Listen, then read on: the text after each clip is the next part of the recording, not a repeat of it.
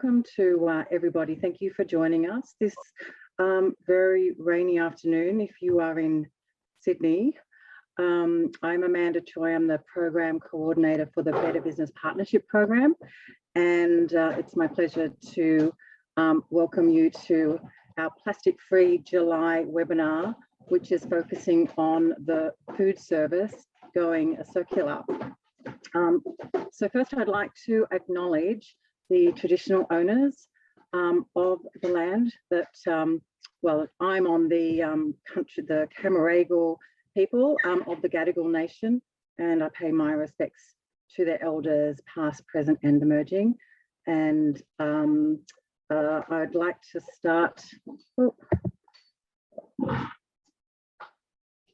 Just for those of you who may not be aware, the Better Business Partnership is a council-funded program. We support local businesses currently in our partner program councils of Ku-ring-gai, North Sydney and Willoughby, but more councils are hopefully joining shortly. And we really help to make local businesses more successful through sustainability. Our program covers a lot of areas in the sustainability area, the water, energy and waste, the traditional focus areas. We also look at staff, community, plastic, sustainable transport and purchasing, so a very broad remit. Our team, hopefully you get to meet us at some of our face-to-face events. We have program managers dedicated to supporting businesses in each of our program council areas.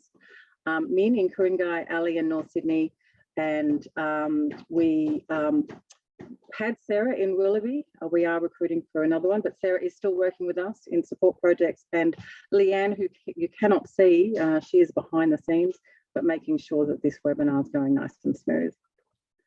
Okay, so why are we here? Turning circular. Our current world is really hooked on convenience, as we know, and in Plastic-Free July, we hopefully take a personal challenge to reduce the amount of single-use plastic and disposables that we rely on.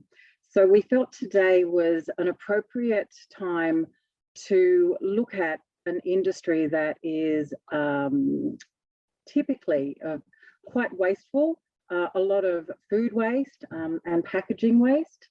But we wanted to examine, with the help of some very innovative experts in the field, the opportunity to actually create a different world and move from what we have today, which is a linear economy. It's you just take things from the earth, create them into products, distribute them, and then throw them out. It doesn't matter even if they've been used for a second or not used in the case of many of those single-use items. And we want to recreate this world into a circular where we continue to use, but rather than just throwing out, we try to reduce the amount that we use, we try to repair, and then we only dispose what we need to, but we keep materials into the economy and really keep their value. And we'll be hearing a lot more about that from our panel. I wanted to show you this really to envision, you know, what our local councils in particular and our state government organisations can help us to get to. This is an image from a very recent report from the Circular Economy Community Hubs report that was put out by an organisation called New South Wales Circular. And it shows you that if we look at the top corner,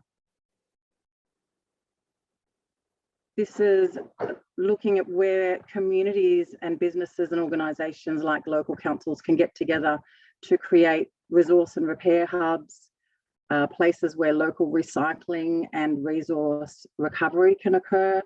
Repair hubs can actually bring communities together.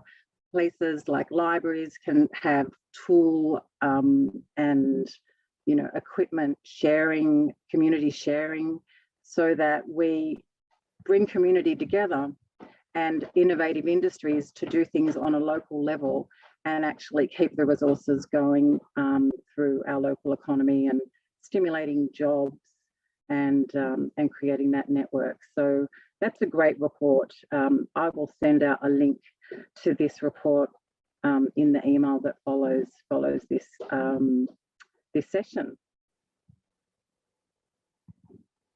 We'll also make a copy of this this slide pack available as well. So why are we talking about the food waste industry? I just wanted to introduce this session by giving some statistics around the food waste industry. And while food waste is, organic food waste is a huge topic, today we're not so much focusing on that, although I'm sure we'll have a lot of questions, and I welcome our panel to provide their opinions and any views they have on this. But looking at packaging, so this is why I've got this image of so much takeaway packaging that comes out of the food service industry. We have in the APCO, the Australian Packaging and Covenant Organisation, they released a report in 2019, which was around packaging consumption and recycling in Australia. Now, they estimated that only 56% of all packaging waste in Australia was recovered and recycled in 2017 and 18. But of that, 72% was packaging relating to cardboard and paper, and only 32% was plastic. So out of 9,000 tonnes of plastic packaging that was produced in that year, more than 600,000 tonnes went to landfill. And of all the packaging that is collected for recycling, about 20% is getting exported. So we really do need to initiate some domestic facilities to process and make sure that all that recycled material is kept in circulation. But really today, what we wanted to draw everyone's attention to is how do we as a society change our habits, change our behaviour, so that in a circular economy, we're not only recycling, but we're also reusing. We're also reducing the amount of waste that is produced so that even less needs to be recycled.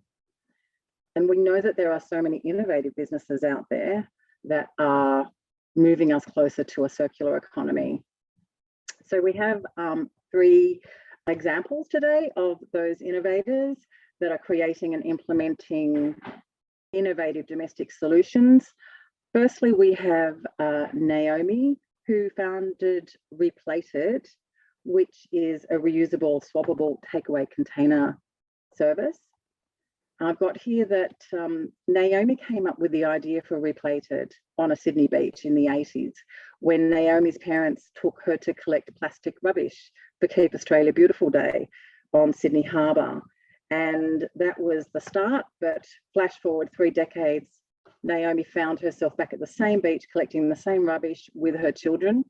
And she was picking up plastic bottles from the sand, asking herself, why hasn't anything changed 3 decades later? So over 20 years, Naomi spent building digital products and services, but now bringing that strategic nous to her role as an advocate for the reuse revolution. And then I've got Team Green Caffeen. Martin co-founded Green Caffeen in Kiama back in 2018.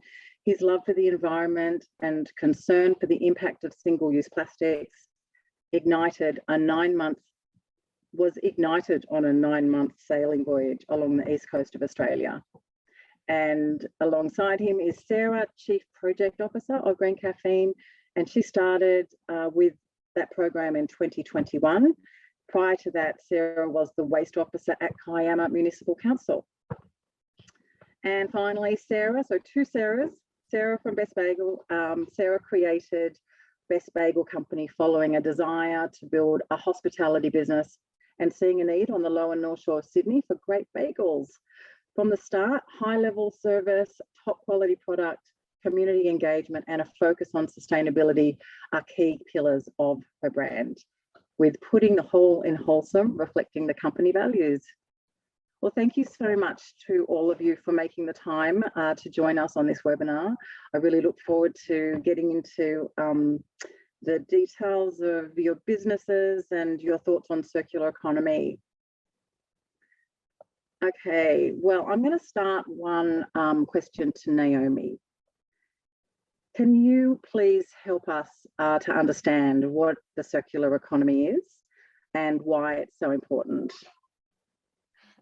Amanda, you explained it so beautifully already, so I'll try not to repeat it too much. But that idea of take, make, and dispose is really at the heart of a linear economy, and that's how most economies are run.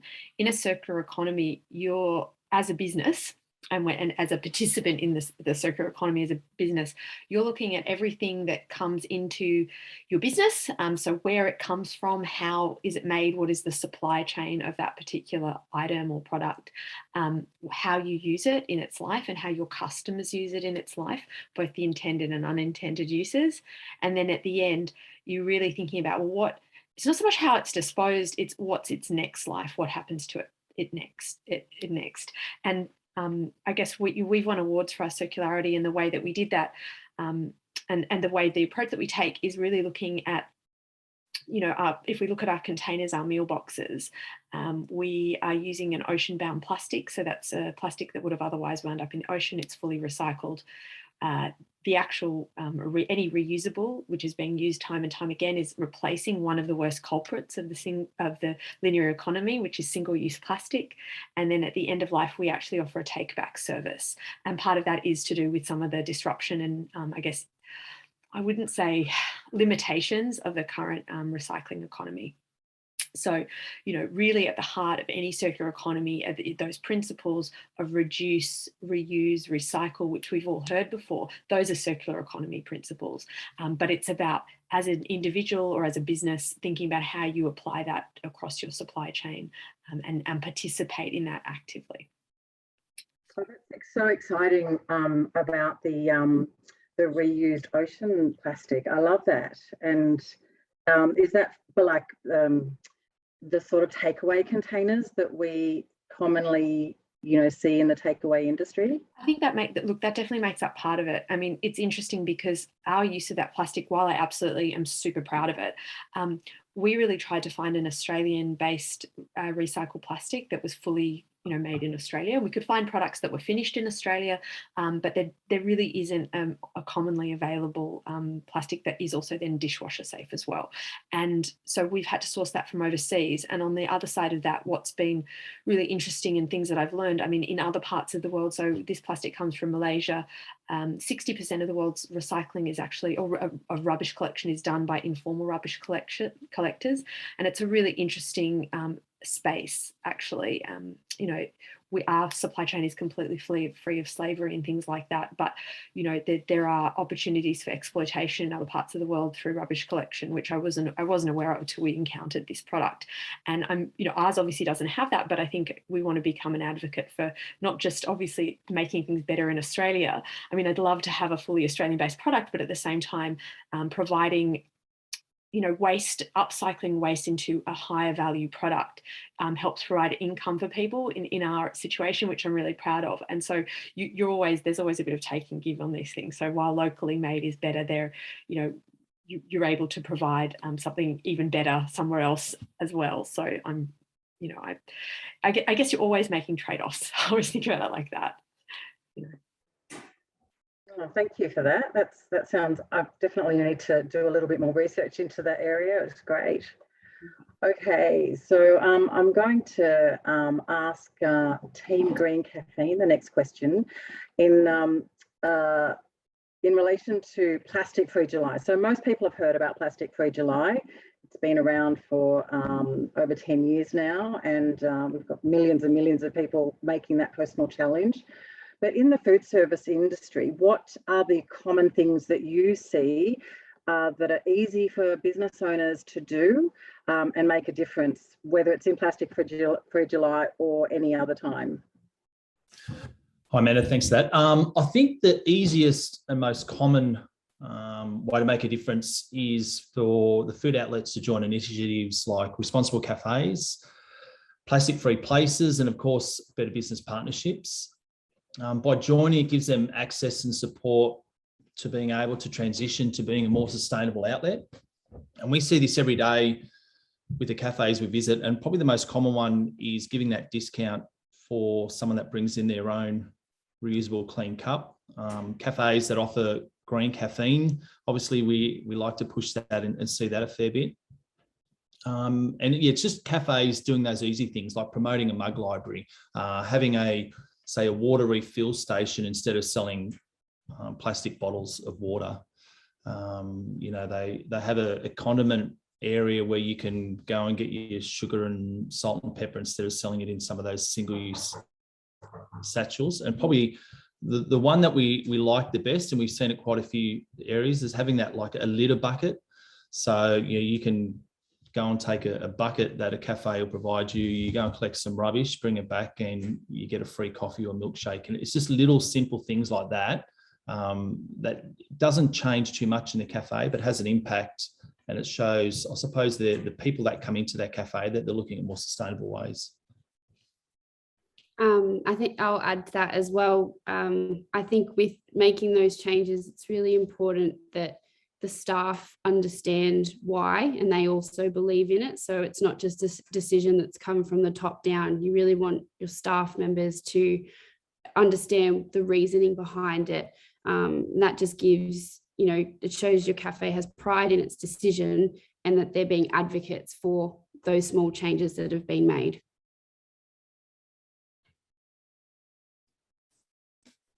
Yeah, they're great suggestions. Thank you so much. I'll just remind anyone who is in the audience, please use the Q&A down the bottom of your Zoom screen to put any questions, and we will make sure that those questions get asked after the presentation.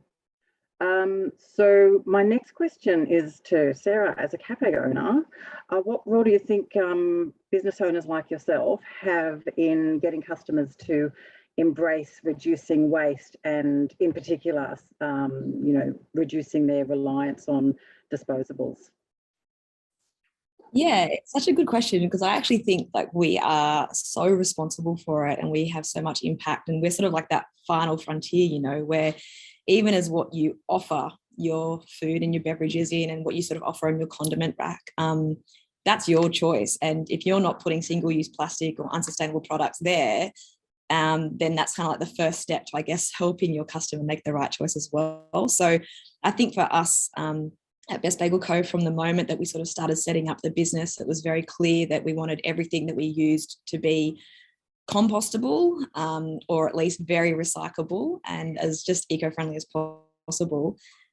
So we sort of did that. And then I think as well, like the Green Caffeine team were just saying, it all then comes down to kind of empowering your staff and hiring the right staff too. I think that will easily communicate your message about why you're sort of making these sustainable choices and encourage the customer to do the same. So we're quite big on literally you get your bagel in a box or wrapping paper, which is from No Issue Co, which is a great company that does compostable stickers, wrapping tape, stamps and everything, which is cool.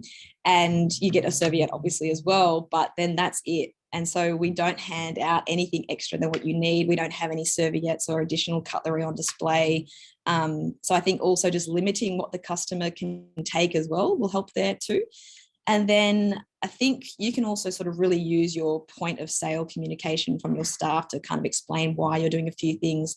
And I'll also get back to them in a second too. But then, what you have as your marketing collateral on the walls about what your values are as a business, why you don't, offer different things, what products you're using is cool too. And then making sure that that kind of communication and key messages through your Instagram, Facebook, your website, your EDMs, whatever kind of marketing tools that you're using. I also like, the idea about giving discounts for bringing in your own keep cup and aligning on a sort of few days of a year or, the month for Plastic Free July, and doing promotions around that too to kind of encourage people to be more sustainably focused and remember their keep cup, or, bring in something like their RePlated box is cool. And then I think finally as well, the role of a business owner is to also bring to light all of these amazing small businesses and big businesses even that have started that offer your customer a better way to do things. So I know for us, for example, we use green caffeine and have just promoted it since the moment we heard about it and continue to do so. But then we also use Zero Co for all of our cleaning and hand wash products. We use, like I said before, No Issue Co for all of our wrapping and our stickers. Then we use Who Gives a Crap. Then we use Leif hand sanitizer products because they come in refillable bags as well, same as Zero Co. So we then incorporate that into what we put out as our social media and email marketing and what we have on display in the cafe too. So, you know, we're not just selling bagels and trying to do what we can, but we're trying to encourage all of our customer base to look at all these new great things that are out there for them to even use at home to be more sustainable. Wow, such a comprehensive list, gosh. Sorry, that was a long answer. You're so right. Like it's absolutely, you're so powerful as a business owner, and you know, influencing what your clients do. And I know that one of our other cafes in our program, Cassius, has absolutely no disposable whatever and no plastic. So it's a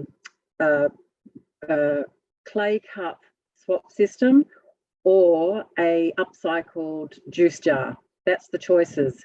He's had a few difficult discussions with tradies that have popped in, and he just explains it to them and says, if you really, really want a takeaway, here's the juice jar, it's $1. And he does that to attribute value, even though it's an upcycled jar. So yeah, it's great philosophy. I was actually just going to add one thing, that what Sarah was talking about also with the packaging, a really good one from a friend of mine who has a company that does bamboo straws, which is another really good switch. But we always say, don't offer, don't refuse. So, sometimes having I'm sure you have serviettes that you give your customers, but you're only giving them one. If they want another one and they ask you, you're not going to say no. But I think it's just that encouragement that actually if you've got to go out of your way to ask it. So you don't have that feeling of being rude to your customers, I guess is not, like that's not at all what you mean. And I love the way that she phrases that. Yeah. I'm just seeing like 3 Q&As just came in for me as well. Did you want me to, we'll make a note of them and answer them at the end, Amanda? Yeah. Shall we come back? Yeah. Okay. Thank you everyone for those questions. Yeah, great. You've got your eye open there. So I'm going to go back to Naomi and talk about waste stream contamination. What do you think food service businesses can do to reduce that contamination? Well, I think waste stream contamination in general, one of the things around the waste recovery statistics that you mentioned before around the low rates of recovery and recycling for plastic has to do with, in general, waste stream contamination. So depending on your council and the waste company that they use, what you find is if there's debris in any kind of container, if it's plastic and actually cardboard is another one as well. Sometimes like pizza boxes and things like that with big oil stains don't get recycled, but it's not as common. Like like if you're ripping it apart, you can put half in and half out. But that idea of if you are using single use, it really does need to be rinsed. People don't do it. People throw away half a meal in a container and they put it in the recycling. That can contaminate not just that item, but it can actually lead to a contamination for an entire bin. So that's waste stream contamination is one of the contributing factors for low recycling rates in a lot of places. And I'm not saying, I don't think, there's not a single answer for that, but some awareness of that and just looking at the signage around any of your bins, if you do have recycling, I think and you're controlling that signage to say, make sure, you know, you've given it a rinse. Is there somewhere for people to rinse it if they're using it, or offering switches which don't mean that you need to go straight to a recycling bin or landfill. So, you know, obviously reusables, you know, both Green Caffeine and us, that's what we do. But I think, you know, in general, if you're not ready to make those kinds of switches, there are other things that you can do to improve your waste stream contamination and, you know, in general. And I think I was actually talking to Oz Harvest the other day, and they were talking to me about how they have to actually, offer compostables in some contexts, and they actually have to go through their composting because people are putting things that are not compostable in that waste stream as well. So I think it's not just in plastics. I think in general, anywhere contamination happens a lot, and looking at your bin signage for whatever that is and being really clear about what should and shouldn't go in there, and if it needs a rinse, that you're providing an ability for people to do that. Would any of the other panelists like to offer perspective on that one around, you know, recycling and being, I know, Sarah, you have different streams of waste management in your business. Yeah, we sure do. We sort of have the different streams in the back of the kitchen, and including soft plastics. We obviously use disposable gloves for every bagel that we make, and they get recycled with the soft plastic as well. And then out the front, we actually initially had the sort of separated streams out there for customers to kind of put things back in, but that just didn't work. So unfortunately, we just sort of have a big bin now that everything gets thrown in, and then our staff just separate it and tip out the waste, you know, food waste and things like that.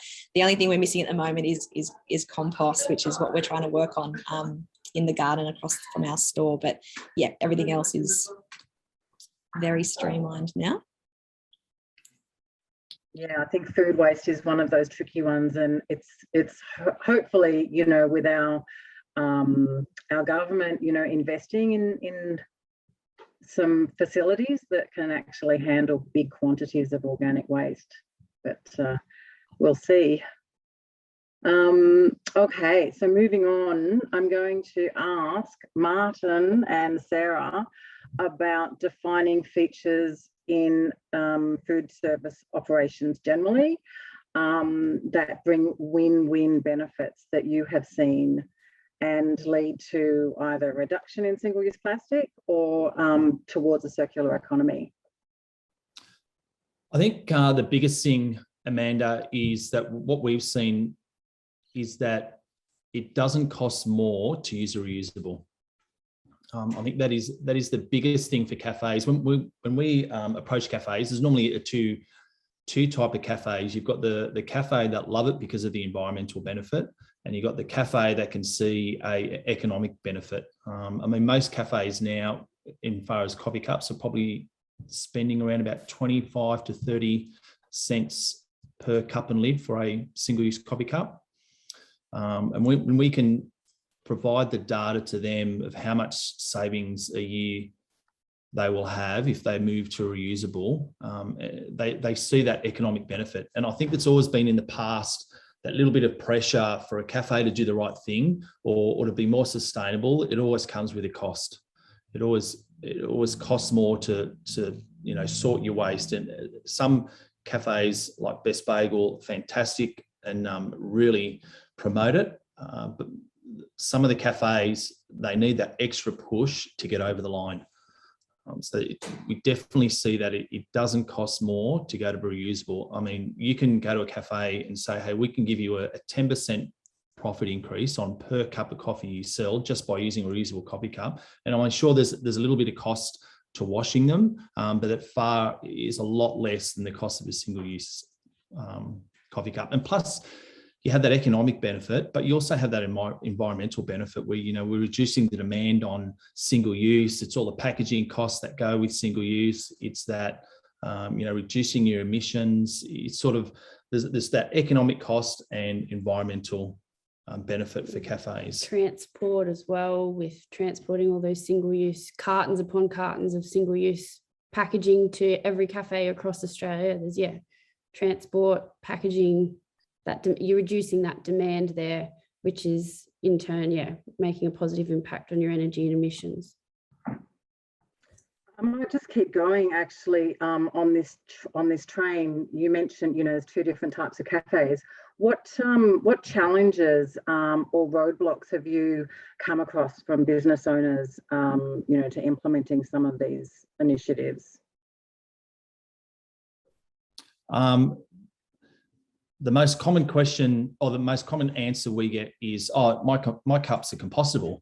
They just leave my store and magically just disappear, like, they're magic cups." And it's that education into a cafe to say, well, you're paying extra for a compostable, biodegradable cup for it to do this. But once it leaves that store, what happens is not exactly what it's designed to do. So there is some challenges in educating some cafes.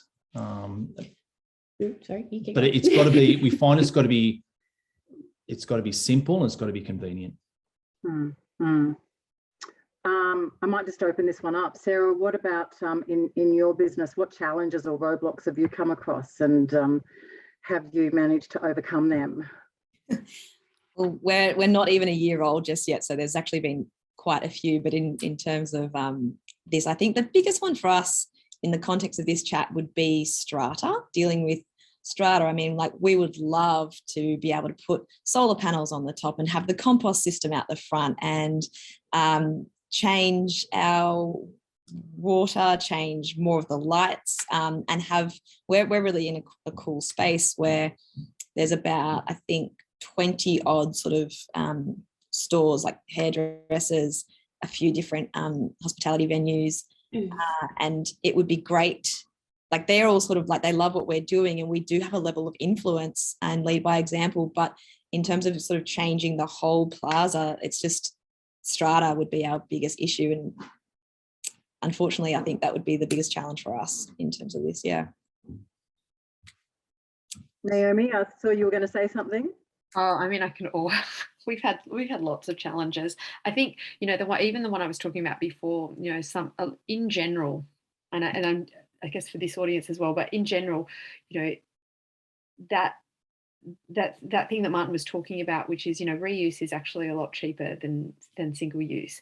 But for people getting their head around the washing and some of those additional things that you have to do to make that to make reuse work, it's just really important to do that. And I think we are learning how to do that message, how to make that message come across and make reuse as attractive as single use. And I agree with Martin in that actually, from an economic perspective, reuse is far cheaper than single use for any food service business. But there is a little bit of extra work in terms of dishwashing that has to be there, and making that connection, making sure that message gets through. We're getting better at it. And it's really nice to listen to other people sort of saying the same things that we have been as well. Well, yeah, it's interesting that you're talking about dishwashing, because BBP has been partnering with Green Caffeen for about a year now, and off the back of the lockdowns and COVID, my team and I, we walked into many cafes, and interestingly, one of the biggest challenges I've heard from them is around the dishwashing. So it's certainly water is like a very precious resource, but I wonder what your views are, on that. Like, well, your water is precious, and like, we're basically taking time and using water, so a disposable cup, sometimes there's those sorts of arguments that are thrown back at you. Oh, look, definitely. Like, I think when you're comparing a reusable to a compostable, correctly composted container, a reusable is the best option for the environment after 15 washes. So it really doesn't take long. And if it's not composted correctly, it's probably more like 5 or 3 times. Compared to plastic, it's 1 wash. So from an environmental perspective, it is better, but there is more water usage. And I think in Australia, which I know right now, with the amount of rain we're having, it might be easy to forget that we are quite drought prone. But that's where installing commercial dishwashing facilities is really important, because that's far, far less water. And if you're very concerned about it, there are water recycling systems you can add onto your dishwasher to further reduce that down, down to almost nothing. But I at the moment, that's maybe not as big the water itself is not as big a concern. and just from a dishwashing perspective, I think to run a dishwasher is very, you're going to put a lot of items in a single dishwasher, and I think a dishwasher costs, from memory, on a commercial dishwasher something like less than 5 cents. So it's very economical as well if you've got those commercial dishwashers in place. And Amanda, if I can just add, someone just asked a question about hygiene, so I thought I'd answer it. It's a common question we get asked about hygiene, and our cups, and Naomi would know as well, that they get washed through a commercial dishwasher, so they're exactly the same as in-house dining. And they're actually better, because if you come into a cafe with your own reusable cup, the barista doesn't know how clean that cup is going under that head of that machine. Whereas if you've washed that cup yourself and it's gone through a commercial dishwasher, you know how clean it is going under your coffee machine. And someone explained it to me the best way a couple of years ago, and it is exactly the same as drinking a schooner of beer from the pub. And everyone loves drinking beer, and so relatable. It is exactly the same as that. So it's just getting your head around that. A dining coffee mug. It's the exact same concept. So yeah, you have that added comfort of knowing it's been through a commercial dishwasher. You can trust that it's a bit cleaner than however clean I claim to have made it when I rinsed it at home. So true. Okay, so I'm going to ask a bigger sort of picture question. We've got a lot of change in our government. So from a policy perspective, looking at key enabling policies or legislation, what do you think that governments, local governments, like we work with councils, so talking to our funding organisations, what could they do to accelerate a circular economy in their local business areas and to encourage less single-use plastic? I'll just open it up to anyone who wants to jump in. Do you want to go first? You go first. A point I wanted to make, which it's probably not so much local government as a bit higher up, but for us, one of the frustrating things is the labelling on products and the greenwashing and confusion that comes with that. So I couldn't even count how many times we've been into a cafe to talk to them about green caffeine, and they say, oh, we don't need to worry about that. We have compostable coffee cups. We have biodegradable coffee cups.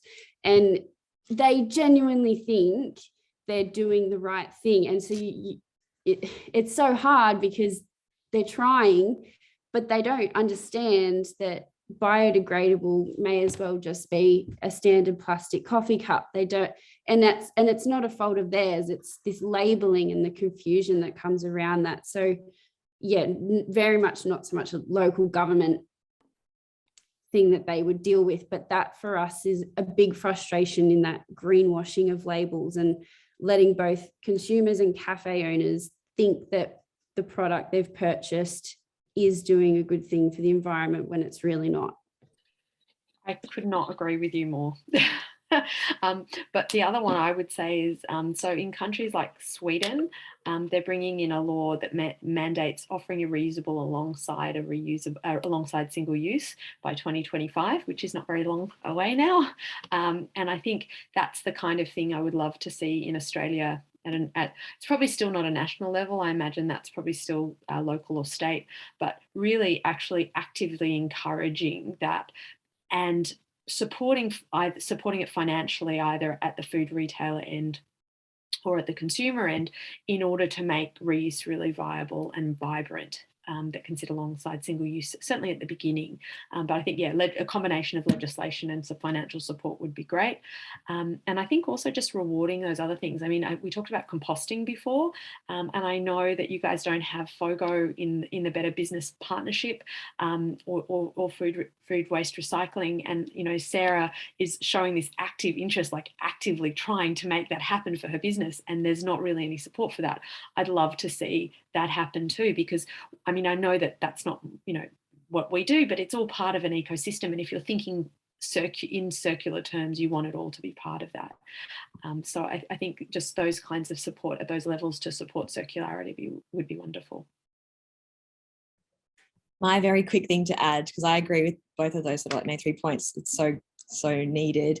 I would suggest that any business owner that registers for a food business, once they've got their ABN, and they have to obviously send through like a food safety supervisor to do some training, I think at that point, either the owners or as much of the whole team they can bring in as possible gets brought in for a, LGA or even like wider government-led Sustainability 101 in your hospitality business course, and just, half a day, because I sort of what Sarah was saying from Green Caffeine before, a couple of years ago, I thought biodegradable was good because companies exactly do this greenwashing where you think it is good. And it was only when I started looking into something for another client that I worked with at the time that I realized, oh, it's just plastic that breaks down into little bits of plastic. So I didn't know that, and so many people still don't. It's a conversation we have actually a lot at the cafe. And so, yeah, I think a very easy half-day course for business owners would be great. Mandatory. Yeah, I think for those on the webinar, if you're not aware of the beginning of the New South Wales plastic bans that have just come into force. Finally, we have a national ban on the single-use plastic shopping bag, the lightweight one, which is great.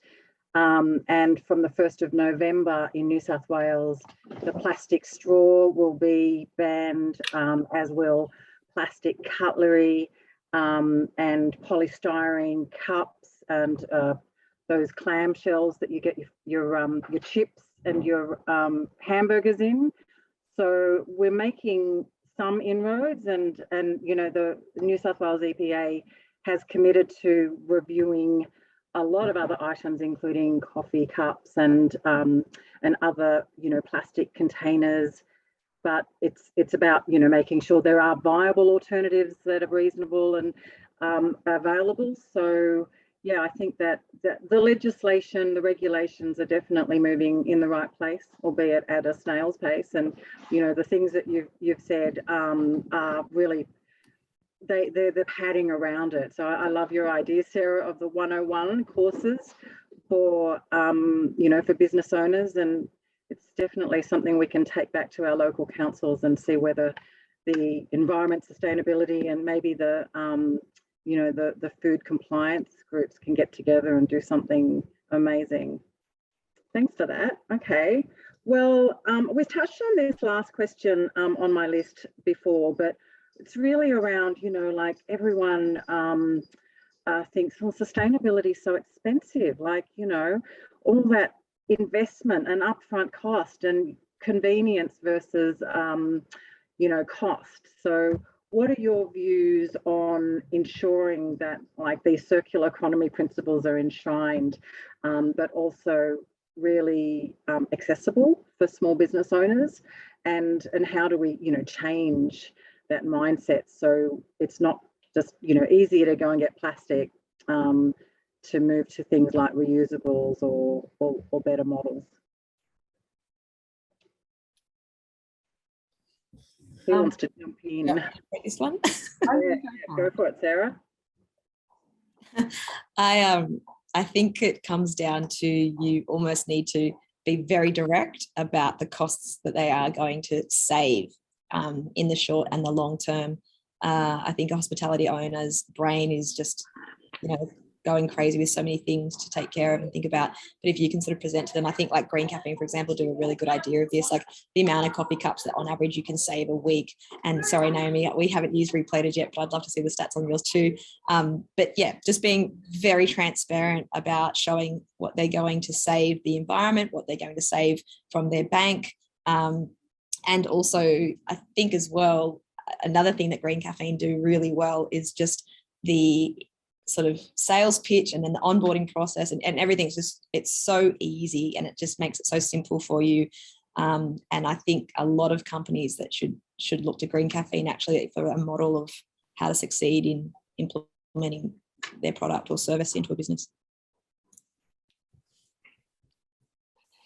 If I can add to that, Amanda, what I would love to see is a bit more onus put on the coffee drinker.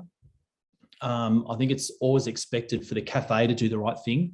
And I'd love to flip it and say, well, let's not give that discount for bringing reusable. Let's charge for having a single use. I think we need to move to that penalty-based system instead of being rewarded, because I don't think it's up to Sarah to encourage someone to do the right thing. I think it should be that coffee drinker needs to take some responsibility. If you want that discount, you bring your own reusable cup and do all those things. It's too hard for the 95% of people that don't do that. So I think it should be flipped and saying, right, we're going to start charging for a single-use coffee cup. Hey, Martin, do you want to do a few things on the front counter then and chat to a few of the customers about that? I'd love to. I'll talk about it later when I talk about the ingredients we use, but we already sort of have a flat coffee price for milk coffee because we don't want to charge people extra for making sustainable choices using oat or soy or, so the amount of grief that we already cop for that alone is fantastic. So, but no, I agree with you. I think, passing some of the cost back onto the customer might make them a bit more aware. Yeah, it's a hard one, right? Because if you're asking people to invest in reuse, in some way, then, and I agree that penalty based is probably better than a discount, but I also think, and I know responsible cafes have moved away from that a little bit recently, but I still think it's still an incentive. So it's how else can we incentivize people? And maybe it's, if you only use reusables, are you getting your free coffee sooner or things like that? Like, are there other ways to do that too, to reward?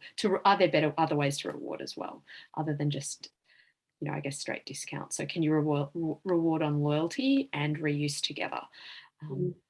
That's a really, I think, about framing it, isn't it? I think that's an interesting. I think that's an interesting. I personally, I hear what you're saying, and it's hard because food, I know how tough the hospitality industry has had it the last few years. So, particularly in that space, with food, we never encourage a discount because the margins are usually very, the economics of food are really different to the economics of coffee, and we really understand that, and we've never encouraged that.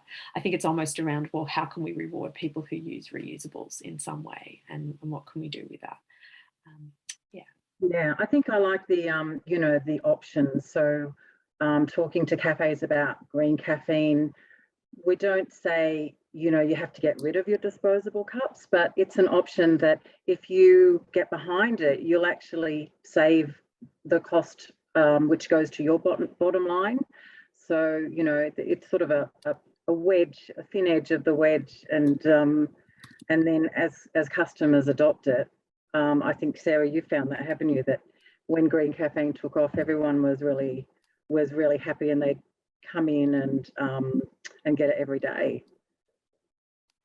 Yeah, we definitely had a few early adopters that really became big advocates and sort of evangelists. And it was great actually because they'd sort of be waiting in line with their cup and someone might just be like, oh, where's that? Or you see the little sort of scanning code on the espresso machine. It's a good starting point. I mean, we are lucky. We're in a fortunate position that we can take some time to sort of chat through with customers. And I know at other busy cafes, maybe that's not as easy, but I think the more people that actually start using it, as your customers, they can sort of do the advocacy for you. And Naomi, I think we haven't really touched on this, but I saw on your website that you've started is it something like swap and wash, or swap and go? We call it swap and wash because the washing is so critical, although we do suggest food service businesses also do a rewash. So it's a double wash, which is fine. But yeah, so we ran a swap and wash program in Waverley with the support of Waverley Council last year. It's actually still going. And that's really been quite an exciting development. There's a Thai restaurant you can actually order completely waste-free delivery from. They have their own driver. We're looking at how we can scale that system. But in general, the sorts of incentives, I guess, that we offer to food businesses, that subscription service is certainly considerably cheaper than the single use. that it offers, and we've seen really amazing loyalty from the customers. And actually that thing Sarah was talking about with people standing in line and coming back more frequently, you know, they're customers, a lot of customers who don't get takeaway food very often because they're concerned about the waste. You know, just the same way as all the people on this call who are concerned about it as business owners, they're concerned about it as individuals. And actually it almost given them freedom to then have a night off cooking for their family and do that completely guilt-free. And so, you know, we're really just around creating a system that supports that. And it's lovely to see our customers and advocates just keep coming back to those restaurants again and again with their containers, and it, you know, and that makes those restaurants really excited to support us as well. Yeah, and having a look at your replated containers, they're really funky and great colours, and I can imagine, you know, people going, "Oh, where did you get that? That looks so great." We definitely get that. It's interesting, you know, that like everyone loves the new colours. We get really, really great feedback on that, and you know, I mean, you know, and then when people go on, it's made from ocean-bound plastic, they love that too. And we really put a lot of thought and design into those values, and we've got some pretty lovely customers as a result of it. It's amazing how color and design makes such a difference. We get it all the time, this real mixed opinion on the color of the green of the cup. Some say they look like rubbish bins and they don't like it, and others think it looks like a rocket ship, that's the coolest thing ever. It's really funny how the aesthetics do make such an impact. Cool. Look, I'm going to go back to our Q&A. So I can see that there have been 4 earlier ones. So there was a question from Marina. Hi, Marina. For Sarah O'Brien, how are you continuing the sustainability angle in regards to the food you serve? I notice a lot of animal-based products, dairy included on your menu, which is a very unsustainable industry. Yeah, it's a great question. And look, something that we're sort of trying to just develop and refine bit by bit as we go. Like I said, we're not actually even a year old yet. And I am a passionate sustainability person, and I'm not a sustainability expert. So it's like the more research I do, the more I try to implement what I'm learning into the business, or the more I hear about something, it's the same. Like I mentioned earlier, we really try to encourage people to have oat milk and soy milk instead of full cream milk. We actually don't offer almond milk at all because of the high water usage that almonds require and the land space they take up normally in drought affected areas. And we don't charge any extra. So normally you can be charged 50 cents or $1 for oat or soy. So we don't do that. We just charge $4.50 for a regular white coffee across the board. Yes, obviously cream cheese, which is a pretty good staple on a bagel, is quite dairy fueled. We do offer though vegan alternatives, which we're really trying to promote more, and we do offer it specifically on a couple of bagels too. We're also looking to move from salmon to wild trout. The issue there is that it does really increase the cost of your bagel, but we believe that, you know, our target audience and our best bagel customer is already sort of in that sustainability mindset for a lot of things. So as long as you keep it really clear that that's what you're using and that's why the cost is there, I think that's going to be okay. But we'll see. The salmon bagel is actually like our #1 seller by far. But I actually don't think that if we told anyone it was trout, they would know. And then let's go back at the question. Yeah, we're also trying to really limit the meat use on our menu, and a lot of the bagels that we do for our monthly collabs, we're trying to move more towards as well being vegan or vegetarian too. So it is really hard to offer sort of delicious things that are common bagel feelings that people want that are a bit more sustainably eco-friendly, but we're trying to move month by month. Thank you. Sorry, just on that, the meat products that we do use though, we make sure are, you know, free range, grass fed, just as well looked after and happy and natural as possible. I have another question for you, Sarah, but you've already answered it, but just for those who aren't reading the Q&A, it's from Lisa in relation to compostable packaging and what percentage of it can be home composted.